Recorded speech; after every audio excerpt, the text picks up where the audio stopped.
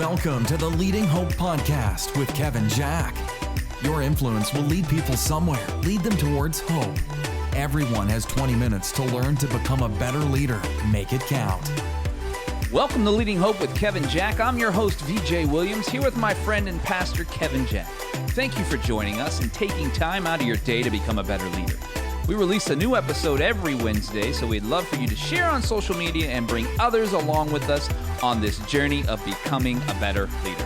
Visit leadinghope.online to get updates and find out more about the Leading Hope community. If you are new to the podcast or haven't subscribed to it, we would love for you to do that. It would mean the world to us. And also post about it, rate and review. You will not believe how that helps get this podcast in the hands of so many more leaders like you. We are in our last part of our series, Level Up Today. Today is episode 33, and we couldn't wait for this episode. All the way up. All right, Kevin, what do you got for us? All right, I'm going to jump straight into the content. Otherwise, we're just going to keep saying that. That's true. Forever. Yes. So last week of our series on leveling up your leadership, the things you need to focus on as your position changes in the organization. As you level up, you do not leave the previous skill set behind, you build upon it. So we've talked about leading yourself. We've talked about leading others and your work as a manager. We've talked about leading leaders.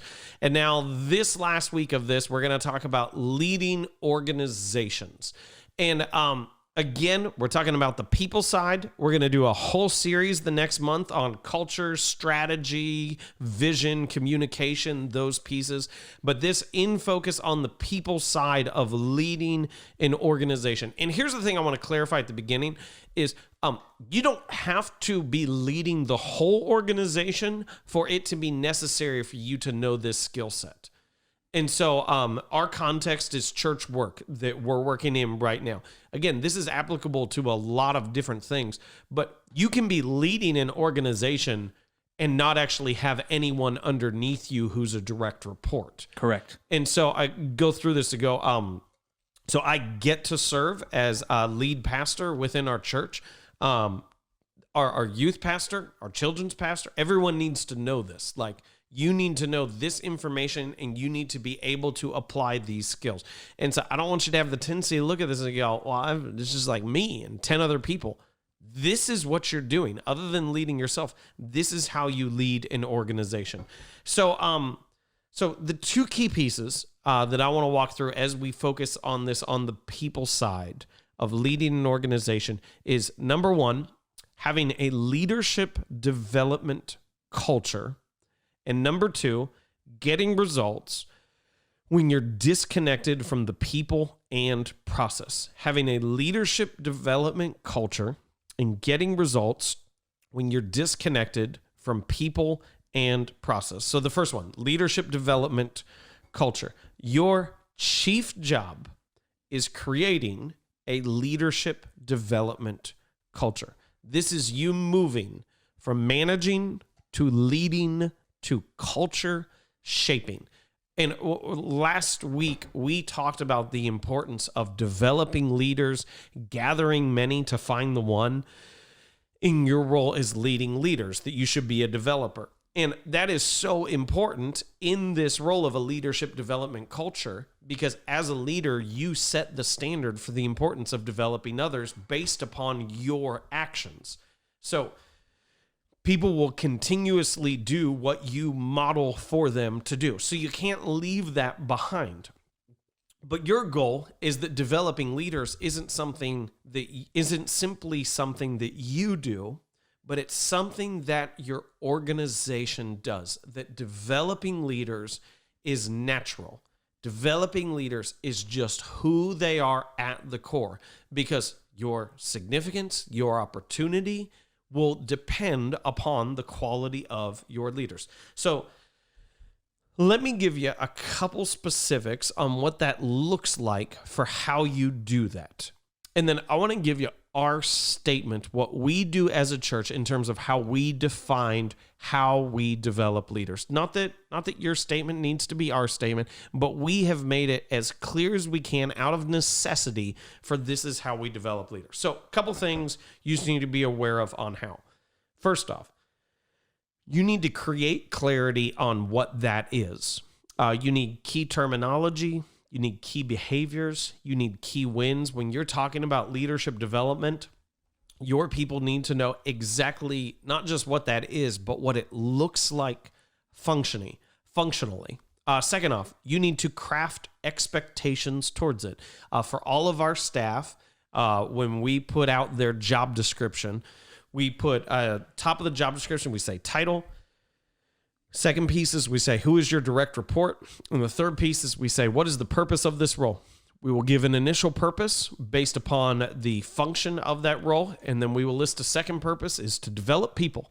Everyone's job is to develop people. So we're crafting expectations towards it. This is what you should be doing. And then the third thing, and this is, you just can't lose sight of it, is you need to celebrate around it. You need to celebrate a leadership development culture. If you don't, this is what's going to happen. Your best leaders will continuously put other people to the forefront and celebrate them because that is what great leaders do. So what will happen is your best leaders will get lost in the shuffle and they won't stand out and they'll slide into the background. You cannot allow that to happen because otherwise what they are doing, if no one else sees it, won't be duplicated. People won't follow that model. So you have to make sure that the people who are replacing themselves and putting other people into areas of significance are celebrated themselves.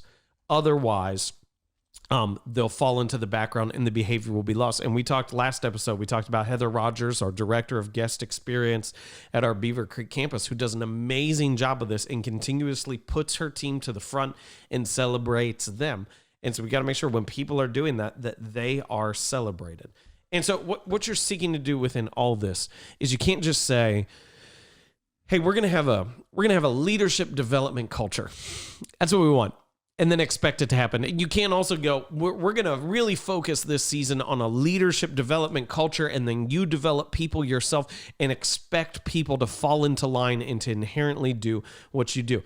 Your organization needs to be clear on what leadership development looks like. So I want to read for you. This is our statement that our staff operates under in terms of how we develop leaders. And I'll kind of call this out as we go through this.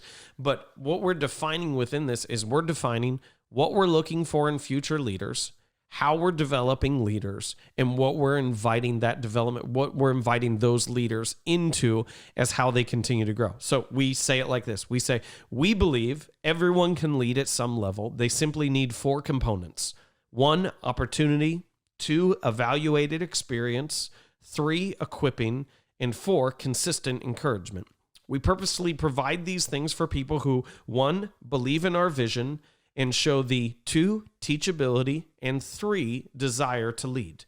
We do this by identifying these potential leaders from those who have already shown a posture of discipleship and empowering them as team leads within our Hope team.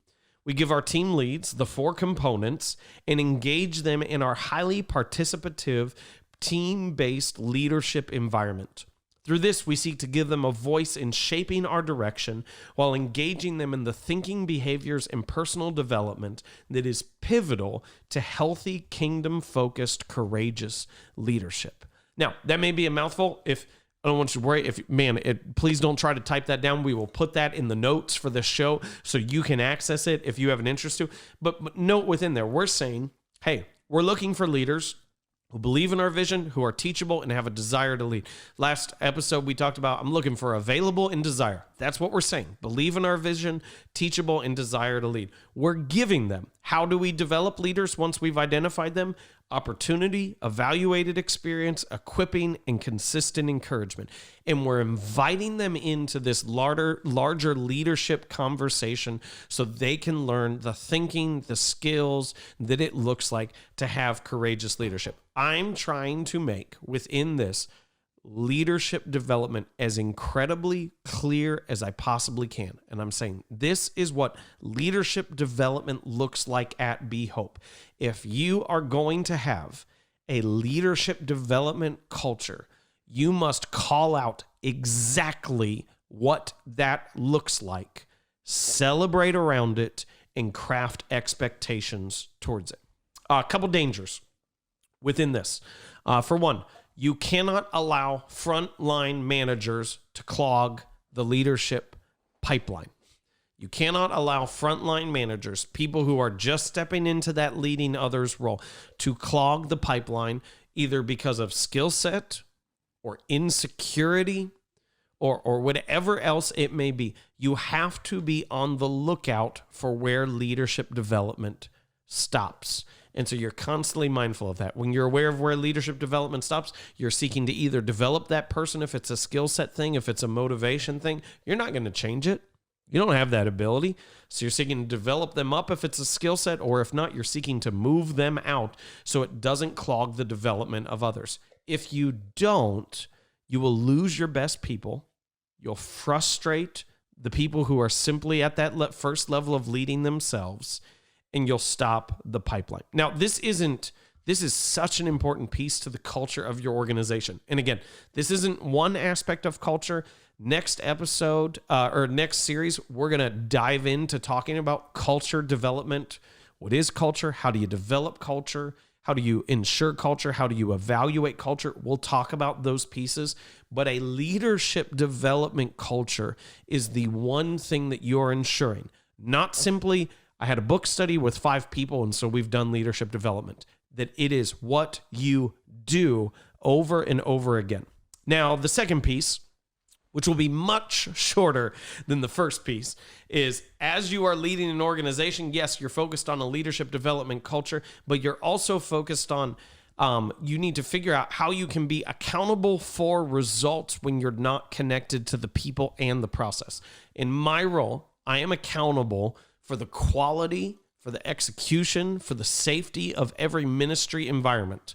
But by nature of my role, I am in one of those environments every single week. I'm not able to be in children's ministry because I'm supposed to preach. I'm not able to be in some of the other things we have because my job requirement, my more important role in terms of skill set, is to be in a different room. So how can you be, and I know this applies to many other organizations, many other roles, and you go, I'm not there. How can I make sure that it functions well? How can I make sure that it achieves what it is supposed to achieve? And I want to give you 3 quick pieces, okay, for leading organizations, how you can be accountable for results when you're not connected to the people or process firsthand. And so here's the 3 pieces. On the front end, you need to clarify purpose. You need to be very clear on why you're doing this. You need to also clarify what the end result needs to be. At the end of the day, when this is all finished, the phrase we use is, what does done look like? When it's done, in your head, what is done? And so I tell our staff, I say, you need to learn to ask me this question or anyone else who you're reporting to. Save yourself time. Save yourself heartache. Don't do something that's great, but it's only great in your head and it's not what's really needed. Figure out what done looks like, but don't dictate how. Never tell someone how it must be done. On the front end, clarify purpose, clarify the end result, but not the process. If you always dictate process, you're creating followers, not leaders. On the back end, you need to have key metrics and evaluation pieces. As part of our job descriptions, this has been one of my quarantine projects. Yep. Is to clarify for every single person, these are the metrics that you will be evaluated by. I don't want you to be confused. I don't want you to think you hit a home run when I need to just do something else. To make the metaphor ridiculous, I don't want you to think you hit a home run when I need you to score a touchdown within there. To go, I want you to know, like on the back end, this is what you will be evaluated by. Front end, purpose and what does done look like, not how. Back end, this is what you'll be evaluated by. And then here's a maybe unorthodox thought. And then Vij, I'll hand it off to you. Is during the process, during the process, and this is going to sound crazy, micromanage details, not people. Micromanage details, but don't micromanage people. And years ago, I was reading one of the biographies. I think he wrote multiple ones by Howard Schultz, the founder and then CEO and chairman of Starbucks. And he was talking about these different things and their process and stuff we don't need to get into on these cheese sandwiches, and created this burnt cheese smell and how much it was messing up the restaurants and everything else. And you look at that, you'd say that's silly, but it was, for him, it was destroying the feel of what a Starbucks should be. Don't hear this as my advocacy or whatever else for Starbucks. This has nothing to do with that. We're not those kind of people. We could care less. We're focusing on the leadership side of this. And so you look at it from from the perspective of going, how many people of managers would be in between the process on that? How many managers would he have to jump over who were underneath him for him to dictate, like, this is how the process should be? But he wasn't micromanaging them, but he knew at the end of the day what the product needed to look like. And there was this intimate knowledge of what the end result needed to be and how that should affect the process. But he didn't tell people this is how it must be done. But he was incredibly clear on what it should look like at the end of the day. That's about micromanaging details, having a clear vision as to what it needs to be at the end of the day, but not micromanaging people in terms of what needs to happen. And if you're going to successfully be accountable for results when you're not connected to it, you need to first know what you expect. You need to know what you want it to look like. You need to know the details of what it needs to be at the end of the day. And then you need to step out of the process and let your people handle it well. And when you do those two things from a people side of leadership development culture and learning how to be accountable for results when you're not connected firsthand to the process, you will do an effective job of leading organizations, whatever size organization it is. Oh, wow. That was all the way up. All the way up. That was turned up. Man, there's so much to break down there. I know we don't have a ton of time left, but I do have a few questions. First of all, I will tell everyone who's listening that Kevin had talked about, create clarity and clarifying expectations. We did a whole series on that. So if you want to go back and listen to episode 5 through 8, those really do a great job of actually breaking down those points at an even finer level. So definitely go back and check those out. This is not an easy question to answer. So if you need to punt, I'll just punt. Go ahead. Just punt. And we talked about, this whole all the way up was having a leadership development culture, which is so vital to push and progress. What are the things you're looking for to make sure you are tracking appropriately and the culture is progressing the way it needs to?